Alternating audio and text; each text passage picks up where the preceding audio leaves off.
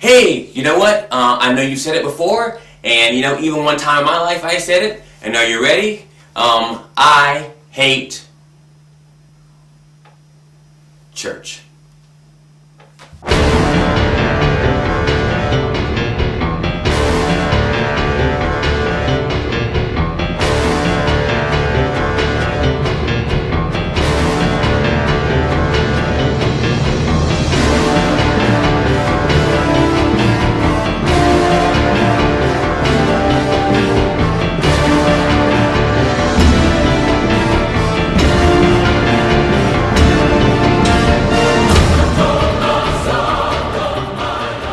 Hello, my name is Demetri and you're watching Don't Give Up. And today's special is called I Hate Church. And you think, why in the world would I say that?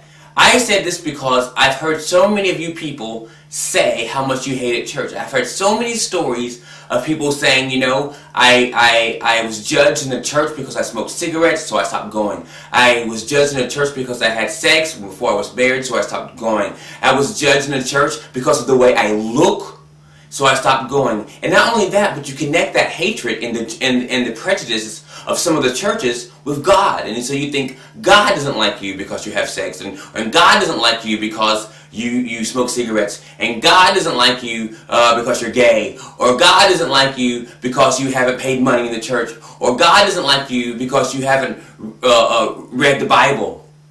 There's so many churches out there who make you feel guilty and make you feel burdened and make you feel like a failure. So why would I want to go every week to a place that makes me feel like I'm rejected? I feel rejected on the streets. I feel rejected at home. I feel rejected from people in school. Why in the world would I go to a place, that's supposed to make me feel better, and when I come out, I feel worse than I did when I went in? I know exactly how you feel. I can tell you, I was in church recently in America, and I went to a church. I was so excited to go to church. I haven't been there so long. It was a church that I was actually a leader in, and I went into this church, and I was so happy. I brought some friends of mine who hadn't been in church in a very long time. They had been using drugs, and they had just got off of drugs, and they missed it, and they were a little nervous. As I was walking to the church, one of the boys said to me, "I don't want to go into this church, Demetri, because they're going to judge us." I looked at him and I said, No, they're not. They're not going to. Don't worry. Don't worry about it. Well, we came in there. I sat down. About 5 minutes later, the pastor, the youth pastor, comes up to me, doesn't even really say hello or anything, and says, "How old are you?" And he said, "Are you over 18? And we said, "Yeah." And he said, "You need to leave. You can only be here if we have a criminal background check." Did you hear what I said? You can only be in church here if you have a criminal background check. And I used to be a leader in the youth, so this is why I went there. These kids were 19 years old, so they weren't like some old adults. And the thing that he didn't even, I tried to explain who I was and all this stuff I used to be, he said literally, "I don't care. You need to get out." And I thought, the fact that you have to have a criminal background check to come to church, but isn't that who you want to go to church?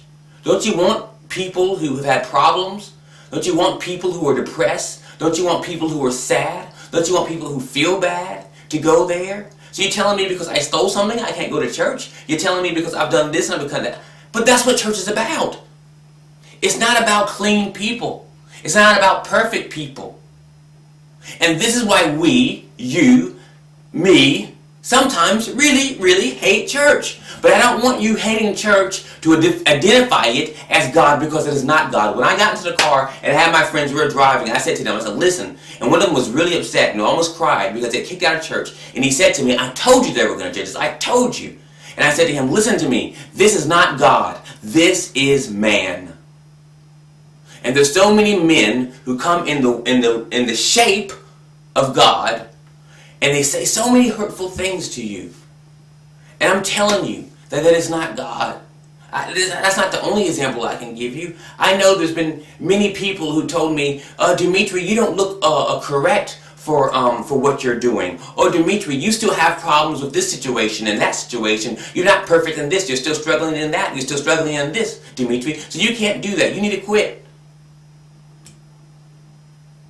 To think that people say is that I can't help you. And I can't say my heart and my feelings because I'm not perfect. I know that's not true.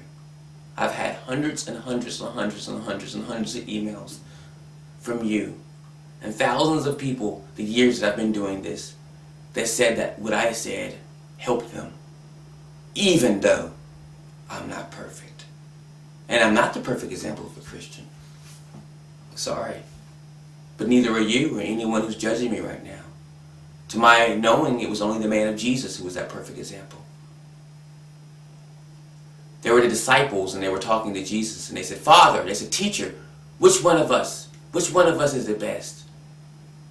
And he says, and the one of you that is the least. And then they said, good teacher, good teacher. He says, why do you call me good? No one is good. But yet we expect people to be perfect when they're in church. Sometimes I really do hate church.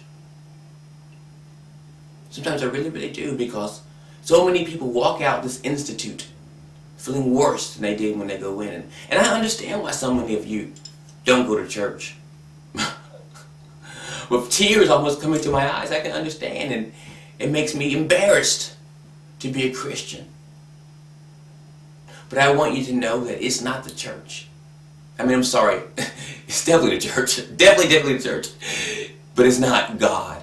God loves you so much, and He loves you no matter what your mistakes are, what your problems are. If you're gay, bisexual, trisexual, if you're a murderer, I have a friend who's a murderer, if you've stolen things, if you don't even believe in Him. Even if you don't even believe in Him, He still loves you very, very much. And He wants your life to change so that you can see a better life, so that you can see a better way. I have a quote that I heard that I'm going to take this quote as my own. And it's going to be a thing that I say every time, you know. My quote is this, that I hope that when I leave, I have left this world a better place than I found it. My goal is not perfection. My goal is to use my past experiences, my love for God, my love for you, to make a positive impact. And I'm not perfect. And you don't have to be perfect either. And there are some churches out there, there are some groups out there that are really, really, really, really, really good. So I'm not knocking all the churches. But unfortunately, in my journeys around the world, and all over America, and the hundreds upon hundreds of churches that I've been to, there are many who expect from you to be Jesus. And it's a good goal, He's a good model to look after, but there's only one Christ, and that's not you. And God loves you. He loves you so much. You can come to Him just the way you are. And if you had all these past pains and past problems and past judgments because of church, don't give up. Don't give up. Find a group. Find some people you can talk to. If you're afraid of church and you still have a passion and love for God, there's other things that you can do. Find someone. I love you, and I know that you hate church. Don't give up. Go back. Find a good church. And if you really have given up on church, then find people that you can stay close to who will lead you into being a better person to who you are. I love you. I love you. Can you see my eyes? Look. I love you. It keeps me going. And that love will only become stronger. And I hope when I die, I leave this world a better place than when I found it. Until next time.